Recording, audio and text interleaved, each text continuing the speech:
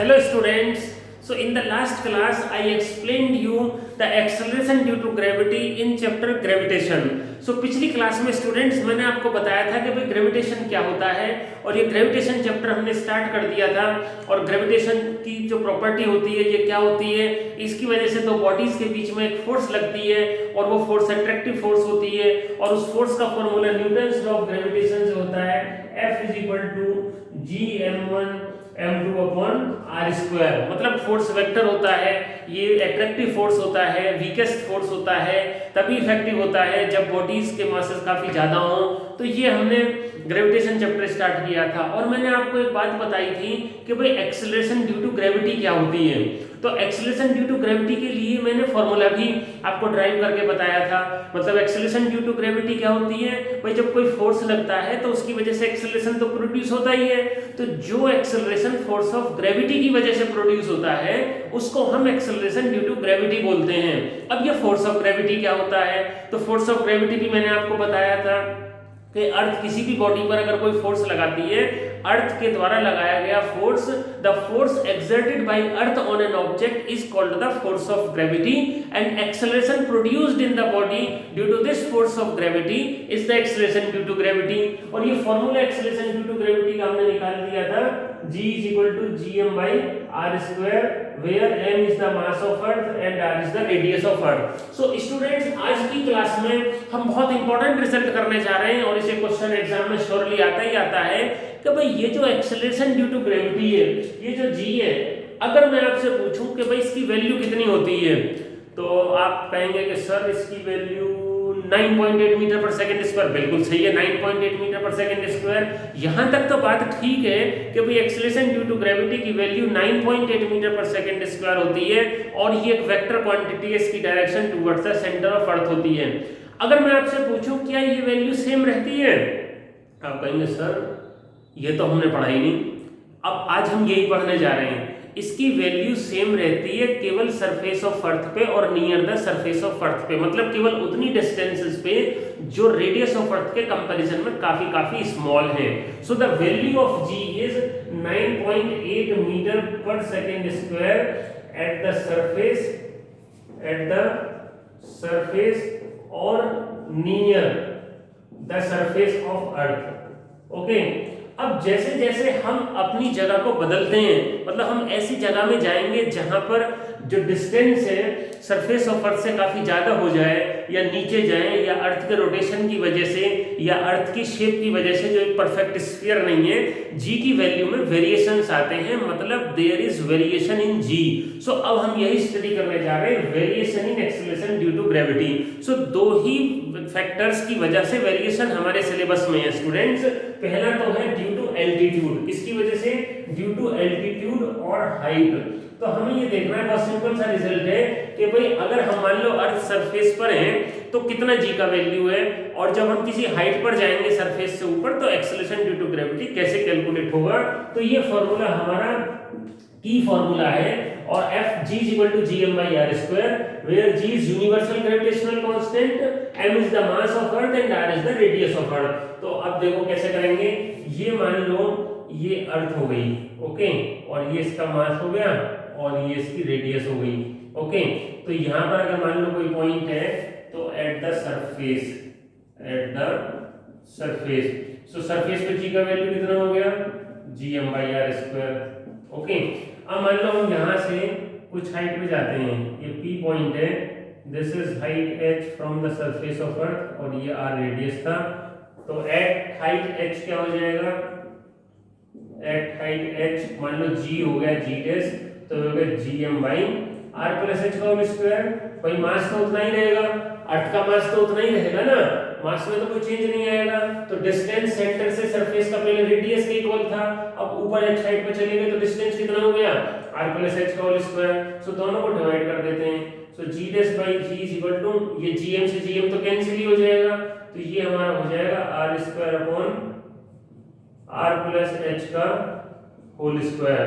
सो यहां से आ गया g' = g × r² r+h का होल स्क्वायर। अब एक चीज ध्यान रखनी है, अगर हमारा न्यूमेरिकल्स पूछा जाते हैं, अगर न्यूमेरिकल आता है, न्यूमेरिकल में कहे कि भाई the value of acceleration due to gravity at the surface of earth is this, calculate at this height, तो एट गिवन हाइट हम ये यूज करेंगे फॉर न्यूमेरिकल्स। इससे हमारा जो आंसर आएगा वो बिल्कुल एक्यूरेट आएगा।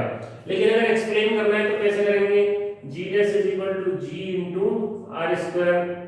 अब क्या करना है, r कॉमन ले लेंगे, r square 1 plus h by r की पावर 2, r स्क्वायर से r स्क्वायर कट गया, इसको ऊपर ले जाएंगे तो 1 प्लस h बाई r की पावर माइनस 2।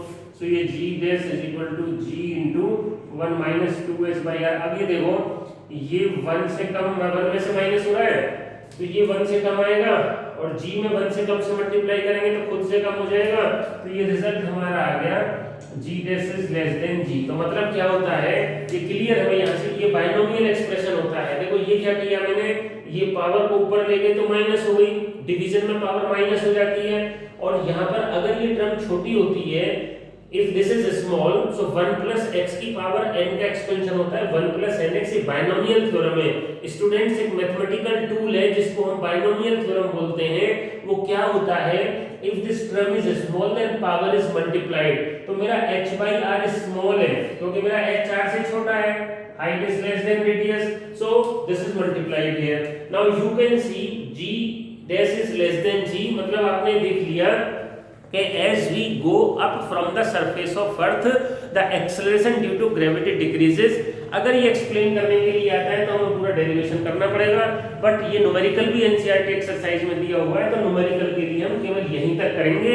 हम सरफेस ऑफ अर्थ पे एक्सप्रेशन लिखेंगे एक्सेलरेशन ड्यू टू ग्रेविटी का, और h हाइट पर लिखेंगे, दोनों को सिंपलीफाई करके हम निकालेंगे तो एग्जैक्ट आंसर हमारा आ जाएगा। एक्सप्लेनेशन के लिए हमने बाइनोमियल थ्योरम यूज की है जो कि एक एप्रोक्सीमेशन है।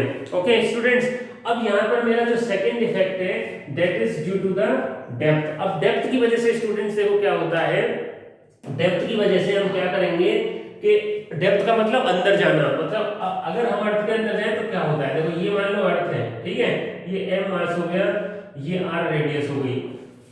सो at the surface of earth, at the surface of earth g is equal to gm by r square. Okay, ये वन इक्वेशन हो गई। अब देखो मान लो हम नीचे आ गए, यहाँ पर ये कोई पॉइंट था a, हम नीचे आ गए b, कितना नीचे आ गए, d डेप्थ पे आ गए, तो ये कितना बचा, ये बचा r माइनस डी, क्योंकि ये पूरा r था, पूरा r रेडियस, अंदर d डेप्थ पर चले गए, सो d डेप्थ पे चले गए तो सर्फ सेंटर से कितना हो गया r माइनस डी। अब क्या होगा, d डेप्थ पर जो ये r माइनस डी रेडियस का अर्थ है उसकी वजह से एक्सेलरेशन ड्यू टू ग्रेविटी होगा। स्टूडेंट्स आपको ये ध्यान रखना है कि जो ग्रेविटी होती है ना, ये जो ग्रेविटेशन है, ग्रेविटी और gravitation is due to the mass of earth. Earth की जो ग्रेविटी है वो उसके मास की वजह से है। तो अगर हम सरफेस पर हैं तो पूरी की पूरी अर्थ का मास हमारे ऊपर फोर्स लगाएगा, मतलब r रेडियस का, और अगर हम नीचे चले जाएंगे अर्थ के अंदर तो जितना रेडियस बचेगा, अब नीचे जाने पर eight depth d below the surface, तो केवल r माइनस डी रेडियस का, बहुत इंपॉर्टेंट रिजल्ट है, eight depth d below the surface of earth the earth of radius r minus d will cause gravity। तो क्या होगा, at depth d, so g dash is equal to mass change हो जाएगा upon ये कितना हो गया r minus d का होल स्क्वायर। अब देखो ये होगी second equation.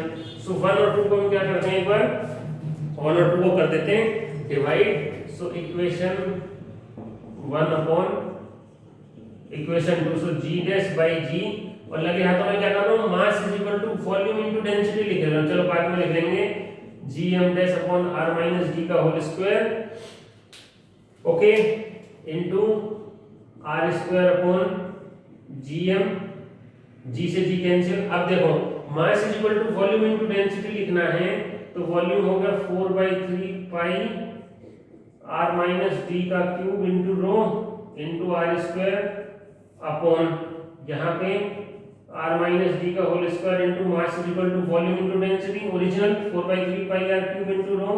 Okay, so cube से होल स्क्वायर गया, 4/3 से 4/3 गया, स्क्वायर से क्यूब गया, रो से रो गया, तो मेरा g dash is equal to आ गया g into 1 minus d by r, ये मेरा एक्सप्रेशन आ गया। तो यहाँ से क्या पता लग रहा है, देखो जो डी है वो तो आर से कम है, डी आर से कम है तो क्या हो गया, जी डैश जी से कम होगा, therefore g dash is less than g. तो इसका मतलब क्या हो गया, as we go inside the earth acceleration due to gravity also decreases. मतलब हम चाहे अर्थ से ऊपर जाए और चाहे अर्थ में नीचे जाए, एक्सेलरेशन ड्यू टू ग्रेविटी तो कम होना ही होना है। तो बहुत इंटरेस्टिंग रिजल्ट है। अब देखो सेंटर ऑफ अर्थ पे क्या होगा, जो एक्सप्रेशन मेरा आया g dash is equal to g into 1 minus d by r आया, ओके। तो एट द सेंटर पे d की वैल्यू कितनी हो जाएगी r, सो g डैश कितना हो जाएगा 1 माइनस 1 0।